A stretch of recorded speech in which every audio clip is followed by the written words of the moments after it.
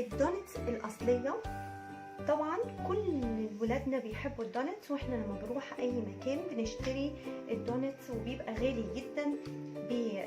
طبعا القطعة الواحدة بتبقى غالية.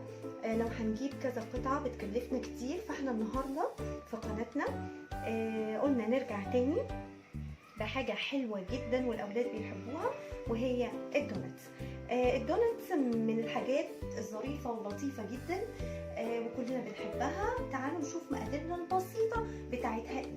عندي أول حاجة 2.5 كوب من الدقيق، وعندي معلقة كبيرة من الخميرة، عندي بيضة ومعاها معلقة صغيرة مليانة من الفانيلا، وعندي معلقة كبيرة من السكر، وعندي معلقتين من الزبدة في درجة حرارة الغرفة، ونص كوب من اللبن الدافي. أنا مدفية اللبن ده وهو دافي، لو ملاحظين ان هو لسه فيه بخار كده شويه.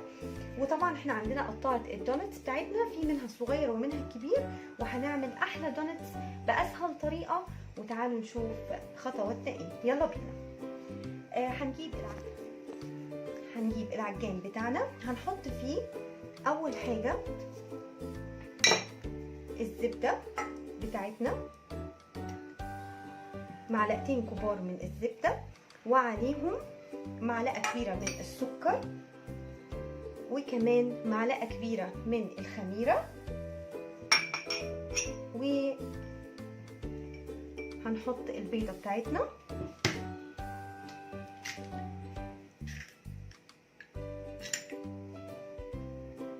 احنا متعودين بنحط البيضة بتاعتنا وعليها الفانيلا،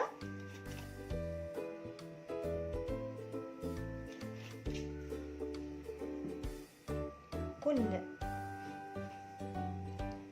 الحاجات بتاعتنا دي،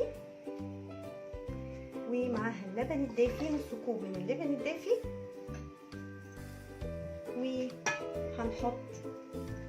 نخلط خلطة بسيطة كده. هنخلط كل المكونات بتاعتنا، وهنحط على الدقيق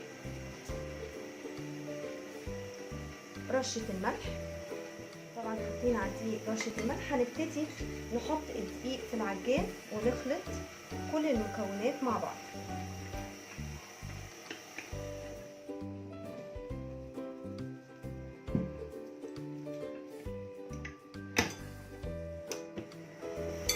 هنخلط المكونات بتاعتنا ونسيبها تتخلط كويس جدا جدا.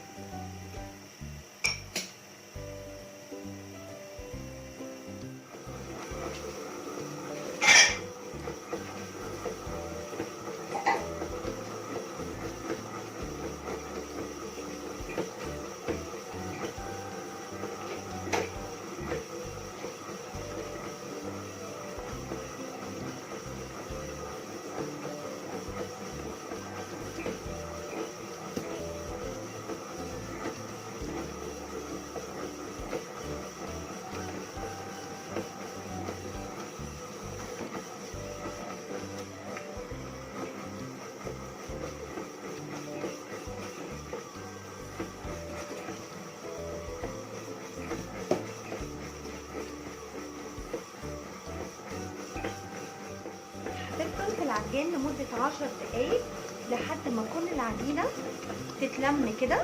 وزي ما احنا شايفين هنوقف اهو. بصوا العجينة كلها مفيش، بصوا كلها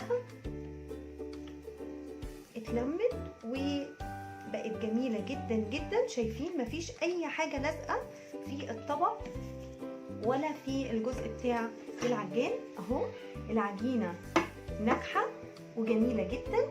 هنشيل العجان بتاعنا.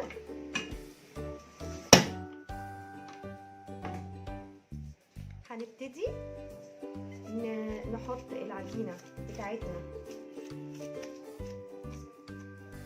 شايفين العجينة ناجحة وجميلة جدا جدا. هنغطيها بالاسترتش بتاعنا ونسيبها تخمر. طبعا التخمير ده مهم جدا في الدونتس. نسيبها تخمر لمدة نص ساعة لحد ما تعلى خالص، عشان تدينا نتيجة الدونتس اللي مش بيشرب زيت وجميل جدا واحلى من بتاع بره، وهنزينه باشكال مختلفه وجميله جدا بالاسترتش زي ما احنا شايفين كده.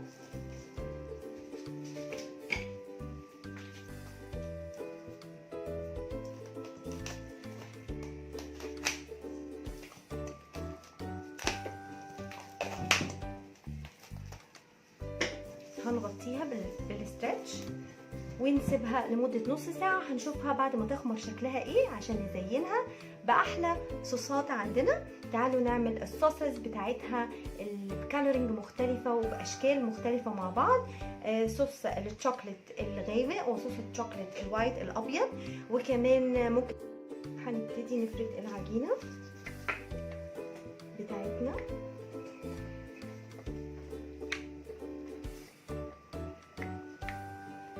مش عايزين السمك بتاعها يبقى رفيع، لا، عشان الدونتس بتاعتنا تطلع حلوة قوي.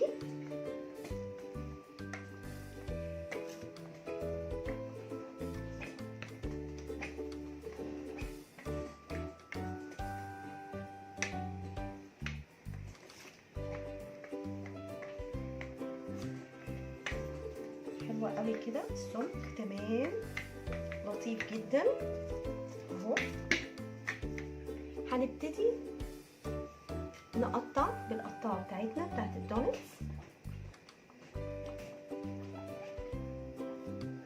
طبعا عندنا اهي. هنعمل فكرة لطيفة قوي عشان تخلي شكل الدونتس بتاعتنا تحفة ويجنن. هنجيب الصينية بتاعتنا، ورق الزبدة كده، تمام، صينية وعليها ورقة زبدة، وهنجيب ورق الزبدة ونقطعه مربعات صغيرة على قد الدونتس، وهناخد الدونتس بتاعتنا بالقطاعة كده زي ما احنا مقطعينها، تمام، ونحطها على ورقة الزبدة دي ونحطها هنا عشان تخمر الخمرة التانية. هنبدأ نعمل اللي بعديها بنفس الطريقة. طبعا دي قطعات بتاعت الدونتس موجودة في كل محلات الأدوات المنزلية اهو. الدونتس بتاعنا هنحطها، تمام، عشان هي بعد ما بتخمر بتبقى طرية قوي. لما باجي بمسكها الشكل بتاعها بيبقى مش لطيف، فاحنا بنعمل الحركة دي عشان بناخدها بورقة الزبدة ونحطها في الزيت على طول. دي تريك مهمة قوي عشان يطلع الدونتس مظبوط زي بتاع بره بالظبط. هنكمل تقطيع الدونتس. خلاص اتفقنا ان احنا بنشيله بالراحة خالص ونحطه على ورقة زبدة ونحطه في الصينية. نكرر بالظبط كده اهو.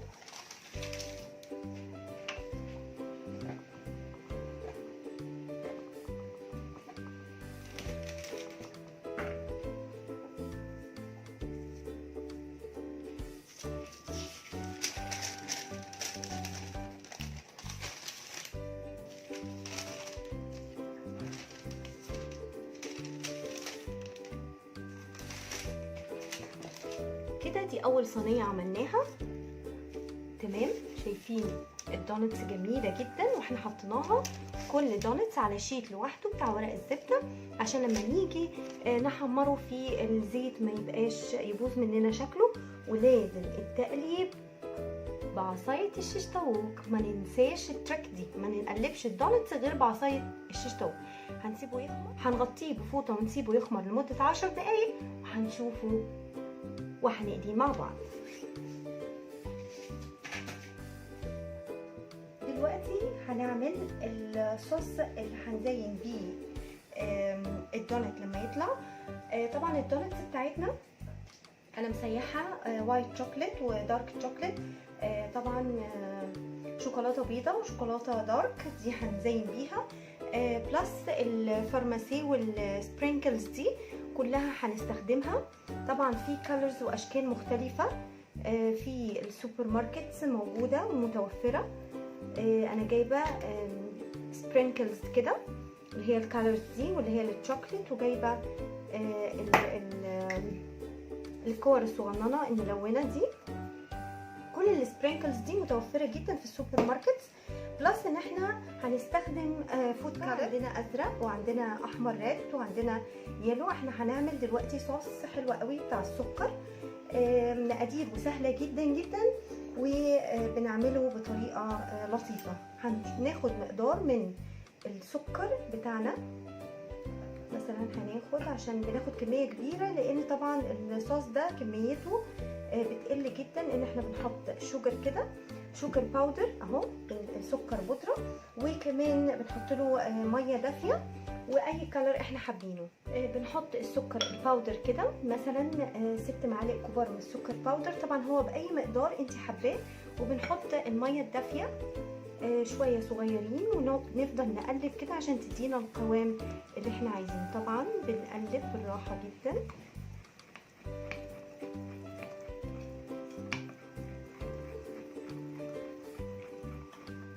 كده. تمام. هنحط كلر مثلا بلو، لون الازرق بتاعنا، شويه صغيرين. تمام. اوكي. وهنبدا نقلب بالويسك بتاعنا اهو. الكلر جميل، نحب نفتح نحب نغمق زي ما احنا عايزين. شايفين قوامه جميل ازاي ولونه بلو تحفه. ده اول حاجه هنزين بيها الدونتس بتاعتنا. هنغسل بس الويسك. هنعمل الكلر التاني بالطريقه نفسها. هنجيب سكر الباودر ونحط 5 معالق مثلا حسب الكميه والمقدار اللي انت عايزاه. ده ملوش اي مقادير ثابته، احنا بنحط الشوجر الباودر بتاعنا وبنزوده ميه دافيه ونحط الكلر اللي احنا عايزينه. هنحط شويه ميه دافيه، والكلر بتاعنا هنحط الريد، اللون الريد عشان يدينا البينك الجميل. هنحط بس نقطه صغيره قوي عشان يدينا اللون البينك. هنبدا نقلب الويسك بتاعنا كده. شايفين الكلر حلو قوي قوي قوي يعني بجد.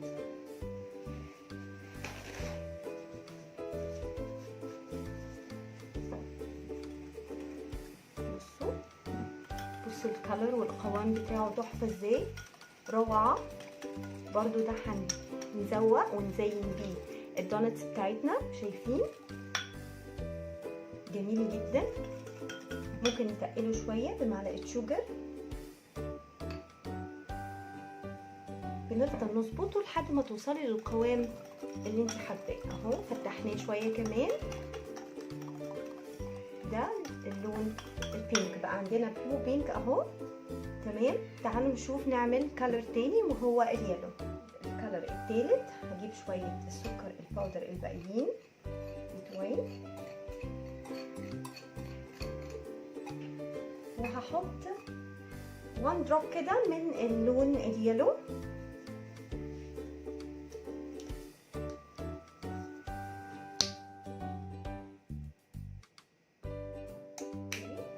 واحط الميه الدافيه بتاعتي وابدا اقلب. ده الكلر التالت اللي لونه يلو. طبعا كل ده بقدر ازوق بيه الدونتس بلس الشوكليت الدارك والوايت اهو. عندي 3 كلرز من السكر. طبعا بنسيبهم شويه بيتقلوا، فاحنا هنسيبه شويه لحد ما نقلي الدونتس ونبدا نزين بالسبرينكلز والحاجات اللي عندنا دي كلها. بلس ان انا ممكن اجيب صوص شوكليت كده وازين بيه برضو الدونتس. وعندي صوص الكراميل، وعندي برضو صوص الفراوله والبلو بيري. عندي صوص والستروبري والبلو بيري، كل دي ممكن صوصز نقدر نزين بيها الدونتس. تعالوا نقلي الدونتس مع بعض. زمانه خمر، احنا بقالنا سايبينه بنسيبه ربع ساعه كمان ونبتدي نقليه في الزيت. يلا بينا عشان نيجي نزينه باحلى كالرز عندنا واحلى زينه للدونتس، وهيبقى شكله اروع واحلى من بره بتكلفه اقل كتير من اللي بنشتريها بره، وكل اولادنا بيحبوه. وكمان حاجه نظيفه وجميله ولطيفه في بيتنا، بلس ان الكالرز دي اسمها فود كالر، ودي امنه هيلثي جدا وامنه على الصحه وما تقلقوش منها خالص. دي الوان طعام مصرح بيها صحيا وامن الدونتس، ونيجي نزينه بكل الحاجات الحلوه دي. يلا بينا يلا بينا. وده شكل الدونتس بعد ما خمرناه ربع ساعه. بعد ما غطيناه وخمرناه ربع ساعه، بصوا اتخمر ازاي وبقى كبير. احنا مش هنحط ايدينا فيه خالص، احنا هننزله من الورقه الزبده دي على الزيت على طول. يلا بينا نقليه ونشوف شكله النهائي ايه. دلوقتي هنبتدي نقلي الدونتس مع بعض. شايفين احنا حاطين الطاسه، انا عايزه يا دوب الزيت يسخن، مش يبقى يغلي، لا انا عايزاه بس يا دوب يسخن كده. هبدا انزل اول دونتس معايا اهو في الزيت، بنزلها بالورقه عشان ما تبص مني شكلها، هي هتنزل لوحدها، هتفصل الورقه لوحدها من الدونتس دلوقتي، والدونتس هتنزل في الزيت عشان خاطر يطلع دونتس تفصل عن الورقه. فهشيل الورقه وارميها. هبدأ اعمل التانية بنفس الطريقة.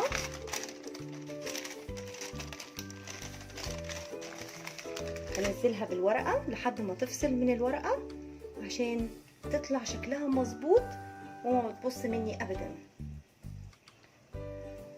الزيت زي ما احنا شايفين مش بيغلي، سخن بس عشان يدينا نتيجة كويسة قوي. والتقليب يبقى بعصاية الشيش طاووق عشان الدونتس ده رقيق قوي ومش عايزين شكله يبوظ مننا.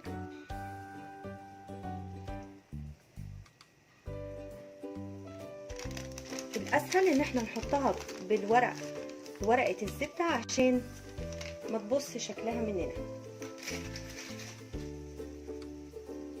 تمام،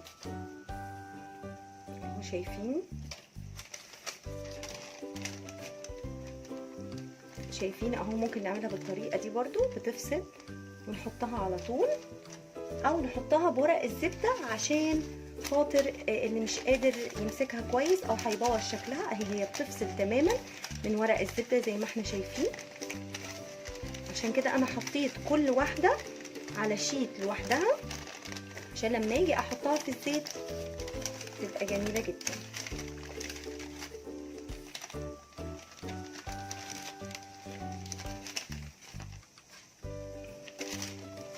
خلصنا الكمية دي هنقليها ونكمل الكمية بتاعتنا. طبعا لما اجي اقلب الدونتس بقلبها بعصاية الشيش طاووق عشان كده بالطريقة دي، عشان ما المسهاش وابوظ شكلها. انتوا شايفين شكلها رائع ومش بايظ خالص ومظبوط تماما. بسيبه يستوي براحته خالص.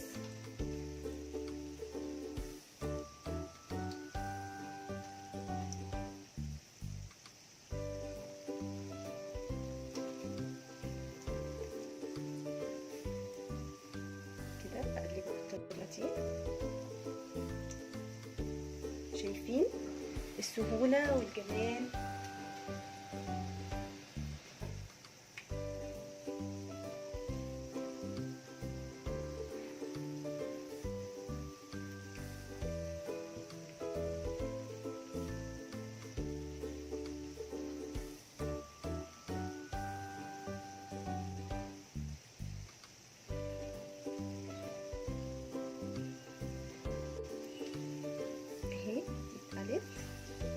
شايفين الكالر بتاعها جميل جدا.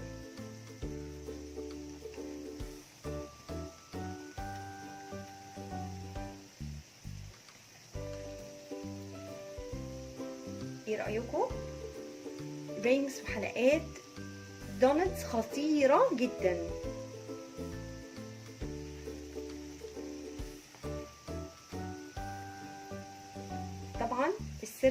في عصايه الشيش طاووق ان هي ما ببوظليش الشكل خالص، ما بقلبش باي حاجه غير بعصايه الشيش طاووق دي عشان الشكل عندي ما يبص خالص. شايفين الكلر بتاعها بقى جميل زي اللون اللي تحبيه الجولد ده. بدأت دي تحمر اهي.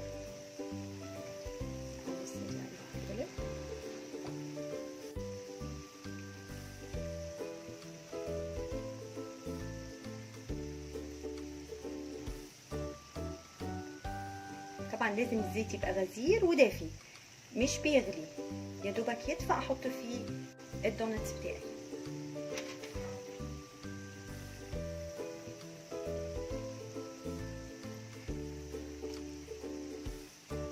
ولازم ابقى جنبه لان الدونتس بيحمر بسرعه جدا.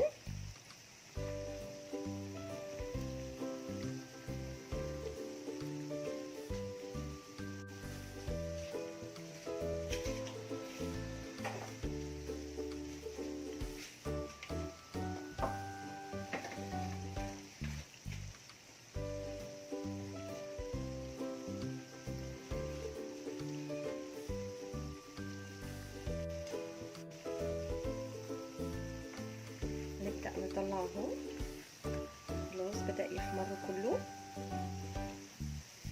نطلع دي تمام. شايفين بطلع ازاي؟ بطلع بعصايه شيش طاووق احطه برده على ورق زبده عشان يصفي الزيت بتاعه.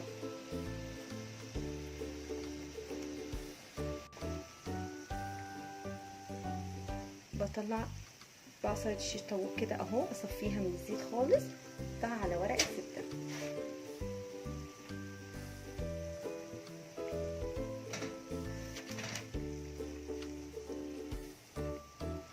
ببدأ اطفي النار عشان الزيت يهدى واحط الدور التاني ما احطهوش دلوقتي. بعد ما خرجنا الكميه كلها بتاعت الدونتس من بعد التحمير، شايفين شكلها جميل ولونها روعه. وطبعا كل العجينه ناجحه. واهم حاجه ما ننساش التقليب. اهم حاجه ما ننساش التقليب بعصايه الشيش طاووق. ده سر من اسرار نجاح الدونتس بتاعنا ان احنا ما نقلبهوش باي معلقه او اي سباتولا. لازم يبقى معانا شيش طاووق ونقلب بيها زي ما احنا شفنا بنعمل ازاي. هنبدا نزين الكميه اللي معانا بكل الكالرز اللي معانا وكمان الشوكليت. هناخد واحده واحده.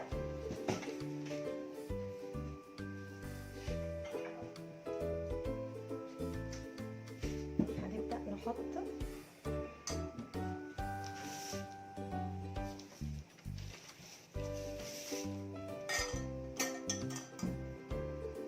الشبكه دي بتاعتنا عشان نزين الدونتس بتاعتنا اهو. هناخد اول واحده وهنحط عليها السكر البينك اللي احنا عملناه بالطريقه دي.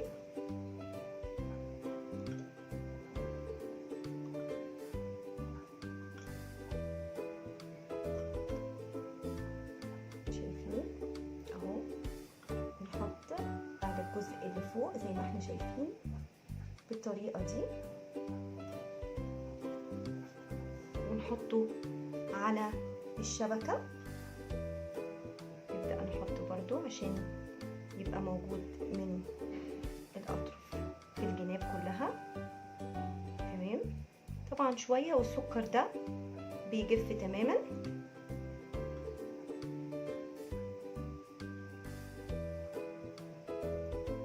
بطريقه سهله وبسيطه جدا وشكل شيك. ايه رايكم؟ حاجه تجنن وشكلها وطعمها ولا اروع. وكمان بنجيبها من بره بمبلغ كبير جدا واحنا سهل ان احنا نعملها في البيت. هنبدا مثلا نزينها ب سبرينكلز كده. الكالرز ده يبقى حلو قوي معاها.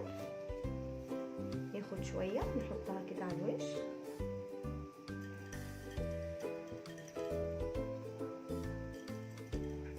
الله، ايه رايكم؟ حاجه كده ازرق.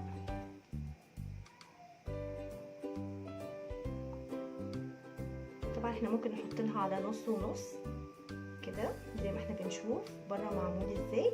نعمل الاشكال اللي احنا حابينها وعايزينها والولاد بيحبوها. كل الكلام ده سهل جدا زي ما احنا شايفين.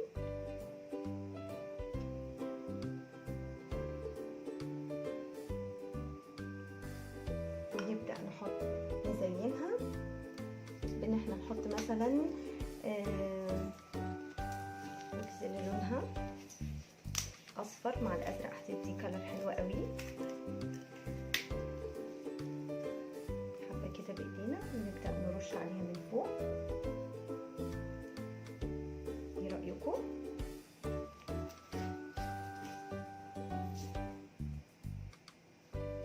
تعالوا نربطها بالصوص الاصفر.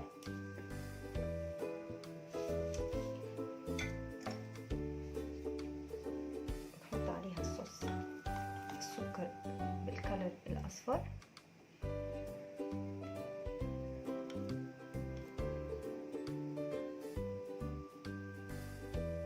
حلو قوي كده ان هو يقع من الاطراف كده، يبقى شكله حلو قوي.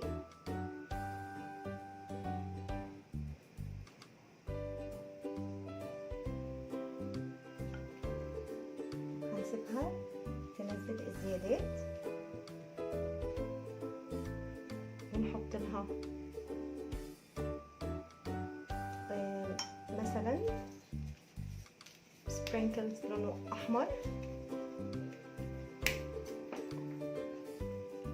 ايه رايكم؟ نحط في نص ونص تاني لا.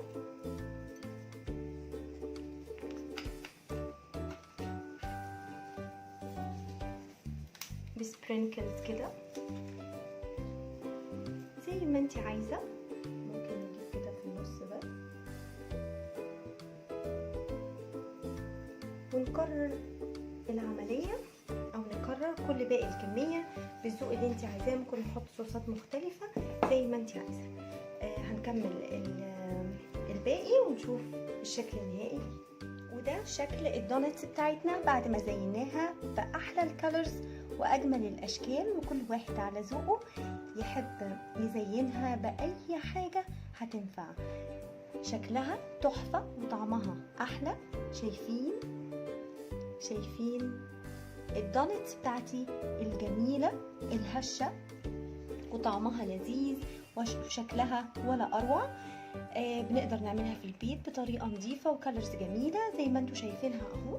ودي حاجه حلوه ممكن نحطها للولاد في لانش بوكس في المدرسه.